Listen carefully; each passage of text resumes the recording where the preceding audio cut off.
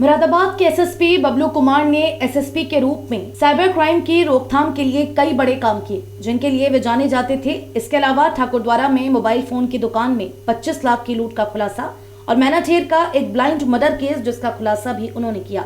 एक और आपराधिक हत्या की घटना जिसमें पति पत्नी को उनके ही बेटे और बहू ने अंजाम दिया था, उनकी याद में हमेशा शामिल रहेगा। एसएसपी बबलू कुमार को फिलहाल लखनऊ पुलिस मुख्यालय से अटैच किया गया है।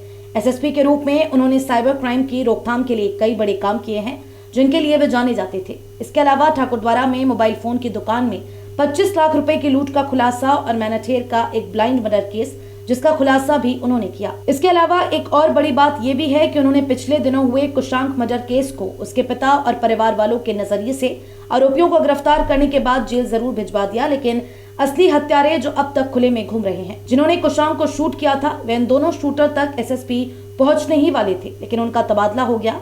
ये एक बड़ी कसक एक ईमानदार आईपीएस के रूप में उनके मन में ही रह गई है। एसएसपी बबलू कुमार ने एक और ब्लाइंड मर्डर केस का खुलासा अपनी साइबर यूनिट के साथ किया था, जिसमें एक सिपाही ने अपनी स्टाफ नर्स प्रेमिका के साथ मिलकर सुपारी किलर को सुपारी देते हुए उसकी हत्या करा दी थी। ये एक बड़ा ब्लाइंड मर्डर केस था जिसे खोलना किसी भी अधिकारी के लिए आसान नहीं था और एसएसपी बबलू कुमार ने इस केस को न सिर्फ खोला बल्कि सभी हत्यारों को सलाखों के पीछे पहुंचा दिया था।